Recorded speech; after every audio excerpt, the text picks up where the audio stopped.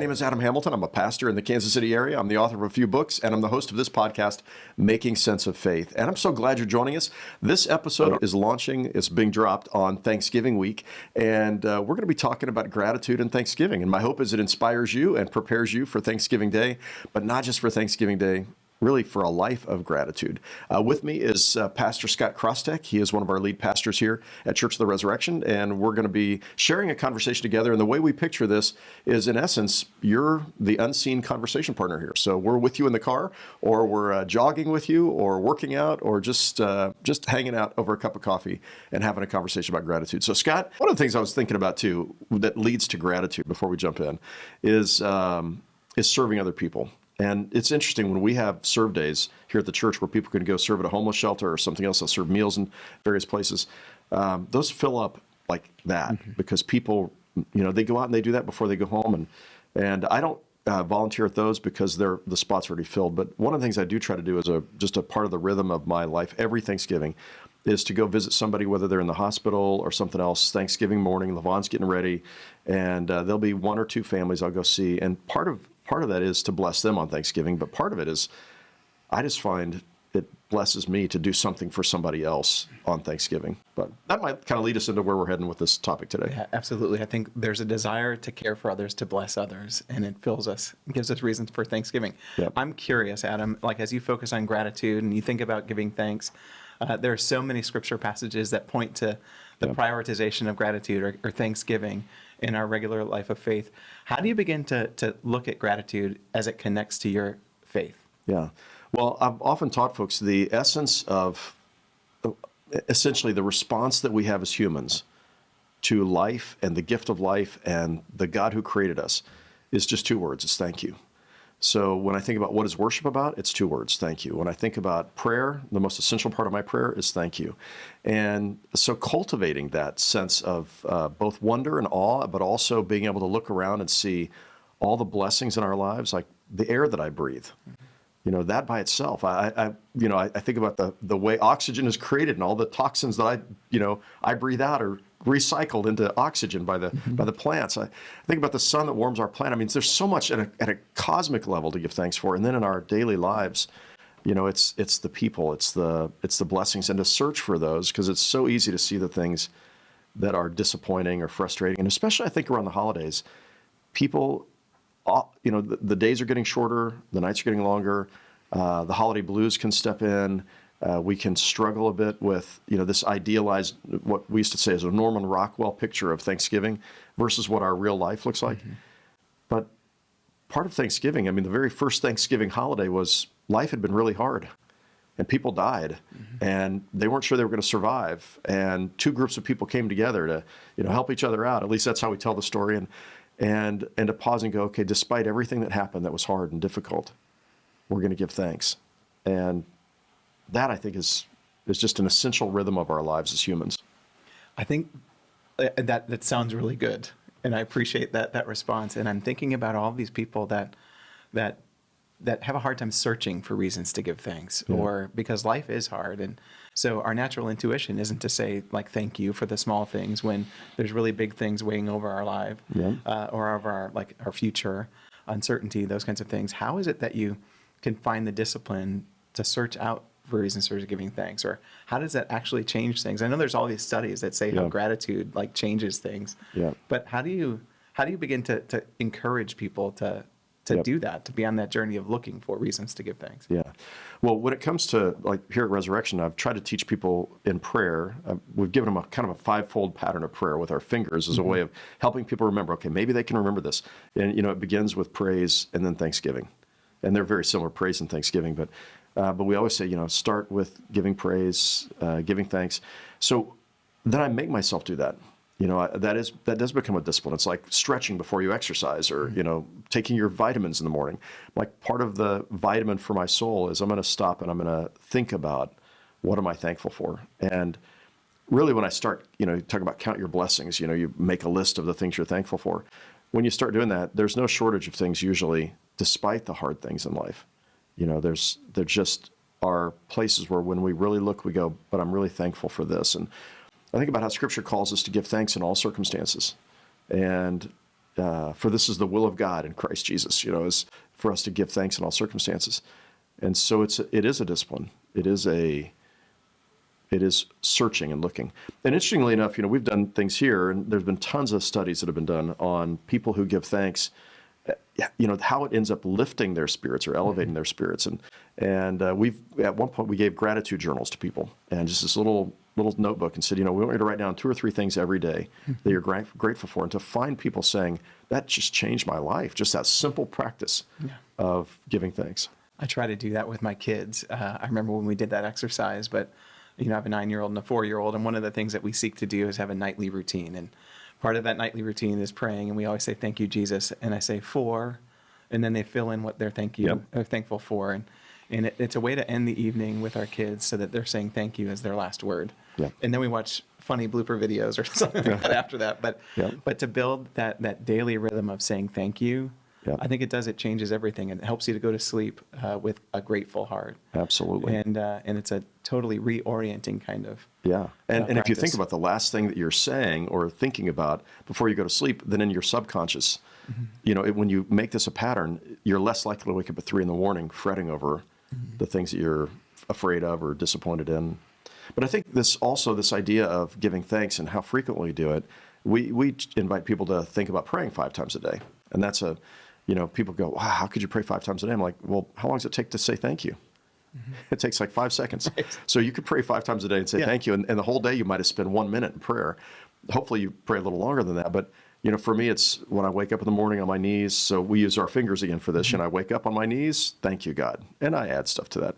And when I sit down for breakfast, and this is why praying at mealtime I think is important, because every time you're putting food in your mouth, you're pausing to remember, the earth provided this for us, and there were farmers who worked at it, and there were truckers who trucked it, and people at the grocery store, and somebody made it, but to just pause, and ultimately, all of it is a result of a God who created all things. So give thanks at breakfast, at lunch, and at dinner, and then before I go to bed at night, like you do with your kids. I stop and go, okay, God, and I sometimes will recount my day. What, like you talked about with your kids, what are the things that happened today that were good or that I'm thankful for? Mm-hmm. I was reminded of a sermon that you preached during COVID. And so that's probably the last big thing that seemed to kind of plague us or kind of weigh on us. And there's plague us. Literally plagued us. Yeah. But there was all sorts of reasons to get consumed by that. I mean, lots of people died, and it was painful and it was uncertain. And you were preaching a sermon in the middle of that season on gratitude and generosity. And one of the things that you encouraged the congregation to do in the midst of this was to draw strength from the Psalms. Yep. And to realize that this isn't the first time somebody has been plagued by something. This isn't the first time where people have been lamenting. Yep. But you encourage people to reorient themselves by remembering to give thanks, to search out for things to be thankful for. Yep. And then you invited them to share, what are you thankful for in the midst of this pandemic? Yeah. And the number of people that grew in their faith because of circumstances created by the pandemic, you got this whole litany of people that were saying how grateful they were, how thankful they were for all of these hidden blessings, like a decreased travel schedule or more time with families or a slower pace or the ability to walk around the block. And when you force people to pause to think about why they were thankful, all of a sudden it lifted their spirits, and you had this remarkable testimony. Yeah, but it requires somebody to say, hey, stop for a minute. Mm-hmm. In the middle of all of our fears and our anxieties, let's figure out what have been the blessings that we weren't expecting. And I think that's true in life as a whole. Right now, I think, we talked about in our last episodes together, the election and for some people, a great deal of anxiety. But I think in those times too, to be able to ask, what am I grateful for? What am I thankful for today? That helps us be able to deal with our anxieties, helps us be able to deal with our, and forces us to look around and see the goodness in the world around us when we're anxious. This is one of those times of the year where you always talk about like the leaves and the colors in the trees and the changing of the seasons. You have habits that you've like cultivated that allows you to have those moments of pause where you can walk and be thankful. Do you want to describe some of those? Well, sure. I can't remember exactly what you do, but I know you do something. Yeah. Well, first of all, the older I get, the more I appreciate the world around me. And so I go out and I walk. Most mornings I'll walk 2 to 3 miles. I jog for a 1/10 of a mile, jog, walk, and I power walk most of the time. And but the fall is my favorite time of year. And when I'm doing this, I'm watching the leaves start to change. And with each tree, I noticed the different varieties of trees, and even within maple trees, how some of them are are just now turning, some they've lost their leaves. But to pause and I'll stop and I'll give thanks for the fact that these trees, they don't need to change color like that. The leaves could just die. The chlorophyll is breaking down, and so the natural colors of the leaves are oranges and yellows, and then the reds come from the sugars that are left in the leaves, and so I walk by and I go, how cool is that? I mean, nature or God could have easily created those trees where they just turn brown, and some do, but to be able to marvel at that, and so God, thank you for this, or I even thank the trees. I mean, I'm really thanking God. I'm not talking to the trees, but don't want you to think I'm crazy. But but there are times I'm like, wow, you were just beautiful. Thank you for. And I shared this in some time back with some of our folks. It's like God is showing off. I like God is just showing off the beauty of nature, or the sunsets, or the same thing.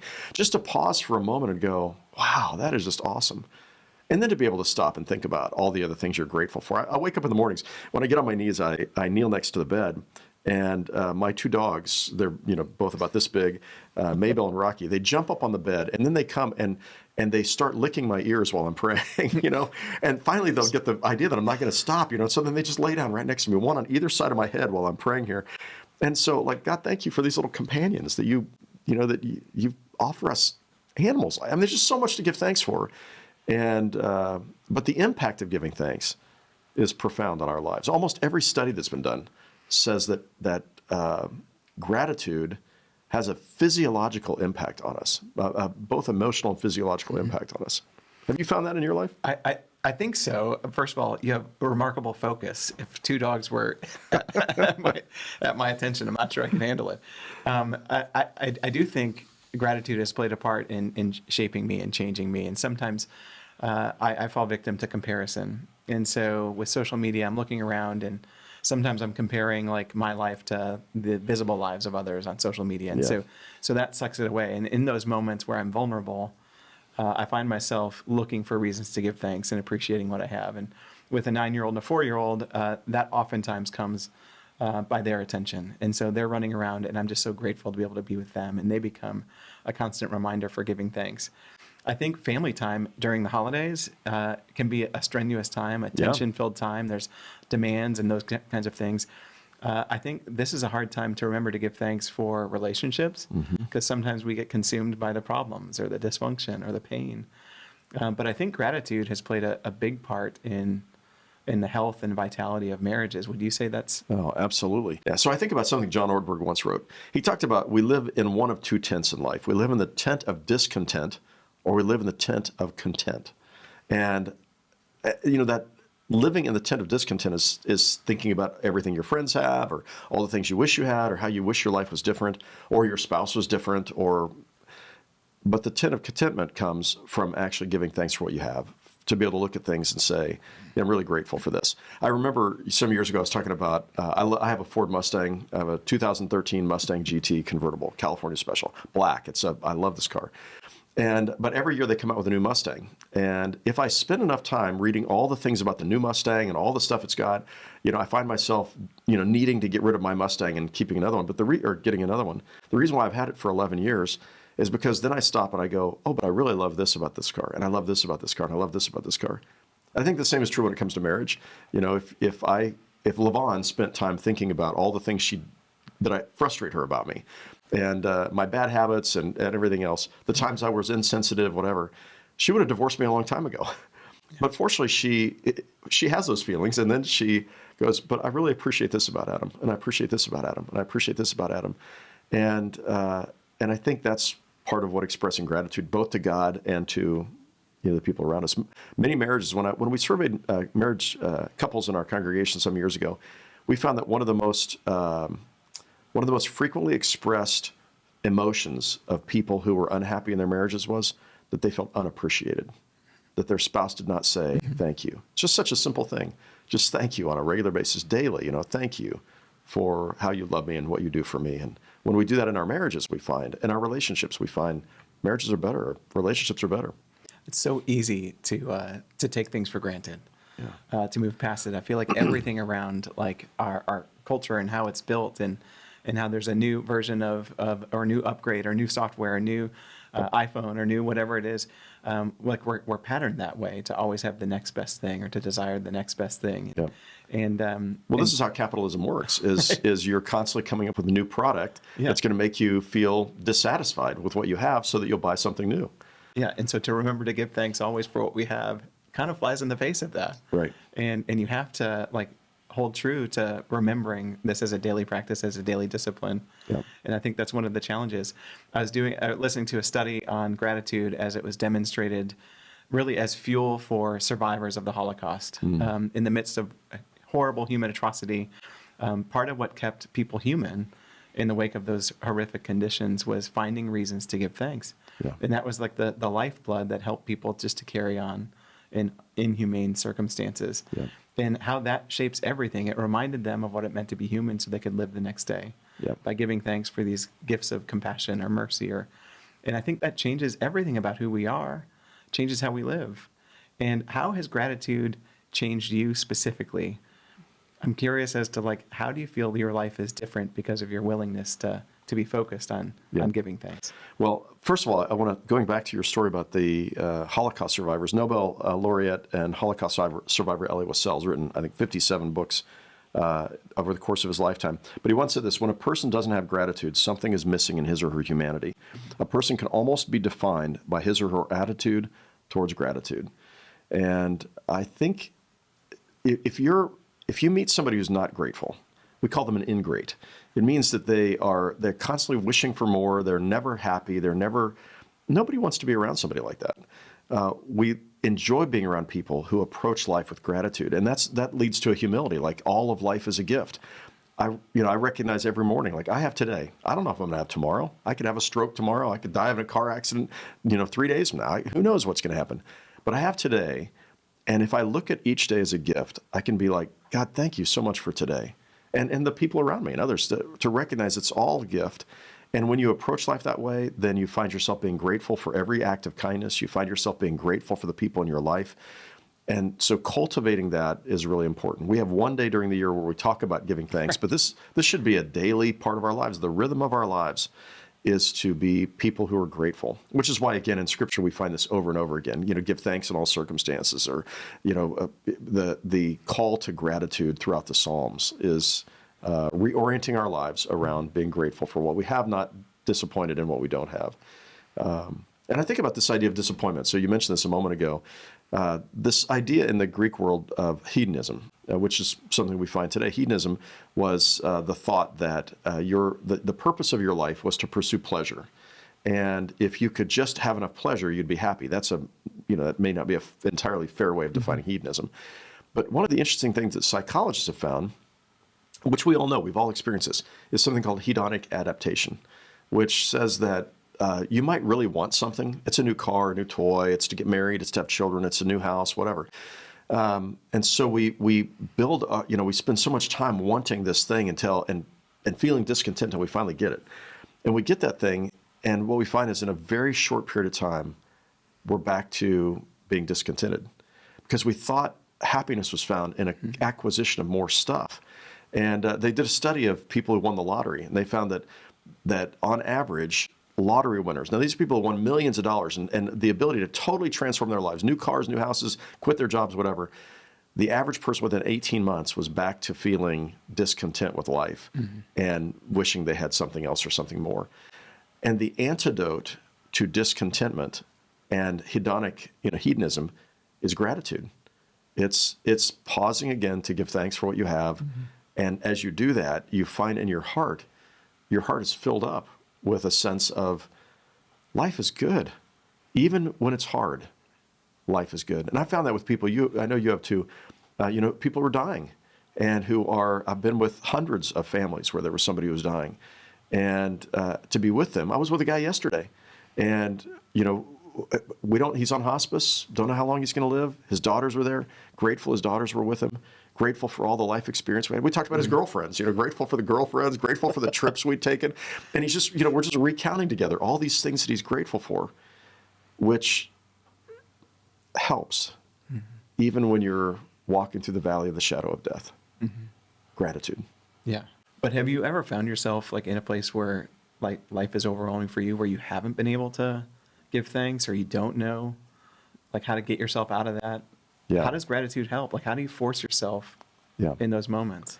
Well, I've had lots of times like that, moments where life does feel overwhelming. There are times where, I think of times when I've lost loved ones, people that I cared deeply about. It was one of my big faith crises was when I lost two of my dear friends, my youth pastor and the best man at my wedding in a terrible accident. And I found that I was overwhelmed with grief and sorrow and a lot of questions about God. And I know we'll talk about this in a future episode, but so I think in those moments when you are, as Walter Weingren described these as moments of disorientation, it's not easy to give thanks during those times. And I don't think you won't feel grateful. You're going to feel what you feel. And what I've felt in those times is sorrow or grief or sadness or feeling overwhelmed. There have been times where just the burdens of being pastor and of, things maybe weren't going well at the church or something that I was carrying with me, from my job. And waking up at 3 a.m. every night for weeks, worried or feeling anxious. And I knew with my head I needed to give thanks in all circumstances. And I actually am pretty confident I still gave thanks. It was part of the rhythm of my life to give thanks. But, it didn't immediately dissipate. Instead, there's going to be times that just life's hard and you're going to have to walk through those times. But what you find is gratitude, every bit of gratitude is one more little, every time you express it, it's one more little antidote to, whether it's pain or sorrow or suffering. And this is what we do in funerals, right? Every time we have a funeral, we have a eulogy. And as a pastor, I usually will sit down and listen with the family, tell me all the things you're grateful for about them. And I don't care the hardest of times, a child who dies, a teenager in a car accident or whatever else. But in the service, we're going to spend time giving thanks. We're going to remember the things that made us smile, that made us laugh, that were blessings. And we're going to remember the fact that we had them for this long. We didn't have them as long as we wish we'd had them, but we had them for this long. Mm-hmm. And I find for families who are walking through grief and especially the loss of a child, you eventually come to this place, you work through the grief and the sadness, the anger, all the stages of grief. And then you come to a place where you're able to go, I'm so thankful that I had my child for this long. And I'm going to carry the grief with me for the rest of my life, but I'm so grateful for this period of time that I had. And I think that's how it's worked in my life. And in those moments, it's not like you can instantly turn on a switch and you're going to be grateful. Mm-hmm. And I'm never going to be grateful for injustice or horrible things that happen. I'm not going to be grateful for that. I can be grateful for the person who has passed. I can be grateful for and have confidence that somehow God is going to force something good and beautiful to come from the pain. Because that's been my life experience as well, is that all of the most painful things in my life, mm-hmm. I didn't believe that God caused them, but God somehow forced something good and to come from them. And the best parts of my life and the best parts of, the ministry here have all been shaped by the horrible things that had happened in the past. I think the thing that I hold on to is giving thanks isn't erasing or pretending hard stuff is real. Right. That we have to carry burden, we carry lament, we carry pain, but we have to, in the midst of that, remember to give thanks. And that's what I love about the Psalms. You read through the Psalms and there's pain and there's lament, and then it pivots and it shifts and it remembers, but you are good, oh God, or it remembers the gifts, steadfast love endures forever. And you get this sense in the reminder, even in the midst of the pain, to give thanks. And I think that's the challenge that a lot of people carry is I'm supposed to be grateful and thankful, but life is hard. Yeah. You got to hold those two things in tension. Yeah. Well, one of the books of the Bible too that I really love, just a short little letter, Paul's letter to the Philippians, where he writes it from a prison cell. Right. And he's waiting to find out whether he's going to be executed or not. And yet it's known as his epistle of joy. Mm-hmm. And in that letter, he calls the Philippians to rejoice. Rejoice in the Lord always. Again, I say rejoice. In the first chapter, I think it's chapter 1, where Paul talks about, him giving thanks, and he says, my hope is to continue to live, but if I die, that's better by far. And so I'm torn between these two. And then he talks about how grateful he is that he has a chance to preach to the prison guard. This is that shift, where you mm-hmm. begin to look for things to be grateful for. He's like, in essence, how else would I have ever had a chance to preach to these Roman soldiers about God's love and Jesus, except I'm here in this prison, I'm imprisoned. That's right. And so again, that call to even in the face of uncertainty or the face of death, to be grateful for what I have had and the blessings. And again, that's easier said than done, but I think we do force ourselves to begin to look and go, thank you, God, for all of this. And it helps. And as you were talking, I was thinking about, like, this is what, Jesus points us to through the Eucharist, and inviting us to remember, and inviting us to take, eat, and to never forget all the gifts that we've been given, and specifically like this gift of a love that we don't deserve. I think that serves as like the centerpiece of our faith, or one of them anyway, like this idea of giving thanks always for the gifts of a love that is unending. Yeah. Well, and the word Eucharist itself means thanksgiving. Right. Yeah. Right. And so like that meal informs, I think, our faith, but this should be like an embodiment of how we live our life. Yeah. Yeah. Giving thanks always. And that goes back again to meals. So I think when Jesus said, as often as you do this and remember me, I'm not certain that he meant what we have turned that into, and that is the Eucharistic meal and service. I think he meant every time you break bread. Wine was a part of the dinner table because it was safer to drink than water. And so every time you broke bread, every time you had wine, stop and remember me. Remember, this is my body given for you. Remember, this is the blood of the new covenant for you. And so, again, meal times, give thanks. It's and literally Euchariste means to give thanks. And when you pause to remember in every circumstance, or when you pause to remember at every table, when you pause to remember in whatever it is that you're walking through, what you're ultimately acknowledging is that somebody is giving you these gifts. Yep.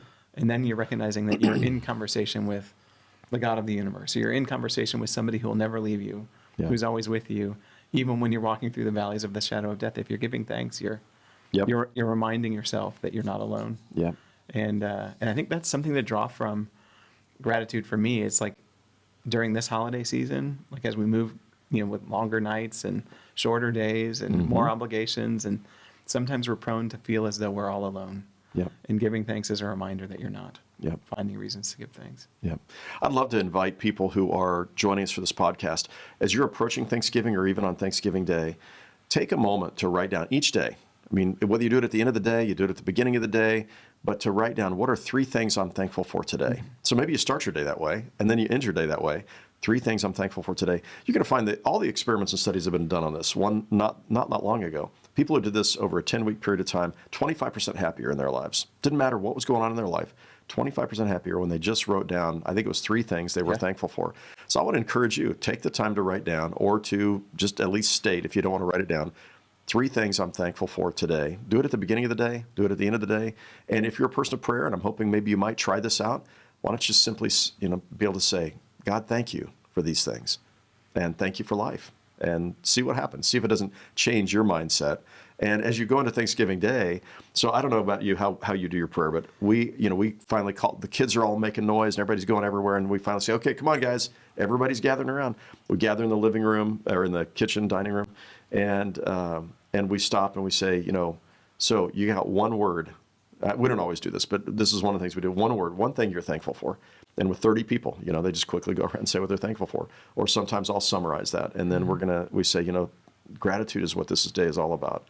Let's stop and let's give thanks. And I would say if you're the host of the meal, it would be great for you to write a prayer down in advance, or maybe write down a few thoughts of things you want to be thankful for. And thank God for the people who are around your table and the food that you eat and where it came from and all of life's blessings. And my prayers almost always start, this is the way almost every prayer I pray starts, God, thank you for everything. And I just pause there, just thank you for everything. There's just, thank you. Mm-hmm. Yeah. What's your word going to be? What are you most thankful for right now? Oh, I don't know yet. I haven't even thought about it. Put you on the spot. I'm not really sure. I guess, a lot of times we're thankful for family. This is the first Thanksgiving where Lavon's mom is not going to be with us. Mm. And so she's always been the matriarch. And I think probably I'm going to give thanks for her, even though she's not present with us. Mm-hmm. The fact that we remember her and that she is with Christ, I think it's probably going to be Bernice. Yeah. I have one last story I want to share. As we're thinking about Thanksgiving, this was years ago, and it was one of those people I was visiting. I think I didn't see them on Thanksgiving morning, but Thanksgiving week. Sam Haggerty was his name, and he lived down in Brookside, actually South Plaza. And he had cancer that was consuming his spinal column, was leaving him in a lot of pain. I went to see he and his wife, Bobby, and at night, he couldn't sleep through the night, and he was in a fetal position, as I recall, just racked in pain. And when I got there, I was thinking I was going to try to lift him up, and instead I said, so, Sam, how are you today? He said, I'm great. He said, Bobby took me out, and we drove around Loose Park and had a chance to see the leaves. And he said, I'm so grateful for the leaves and how beautiful they are. And then he started telling me these things that he was thankful for. And I was in tears, just listening to him. A man who's dying, and cancer consuming his body, but talking about how grateful he was for everything. And I think this episode is really about helping people remember that gratitude is good for your heart, literally, physically for your heart. It's good for your mind. It's good for your blood pressure. It's good for your relationships. It's good for your mindset. It's good for how you are with other people. It's good for your spiritual life. Gratitude is at the very center of what it means to be a person of faith, to be able to say thank you. And so we want to wish you a happy Thanksgiving this year, and we want to encourage you to be people who are defined by gratitude. Scott, thanks for joining me today for the conversation. Thanks for having me here. Yeah. Thanks for tuning in to Making Sense of Faith with Adam Hamilton. Do you know someone wrestling with life's biggest questions? Share this episode with them, because the more people willing to embrace the hard questions, the better. Do you want to go deeper? You can visit makingsenseoffaith.com to find the show notes and additional resources. That's also where you can sign up to get the notes and resources delivered straight to your inbox. If you enjoyed this episode, hit subscribe and leave us a rating in your podcast player. That'll make sure that you get the latest episodes and help others find the podcast. You can also subscribe to our YouTube channel. Hit that notification bell to catch future episodes and videos there. Until next time, remember that your questions matter. Doubts are normal, and making sense of faith is a lifelong journey. We'll see you on the next episode of Making Sense of Faith.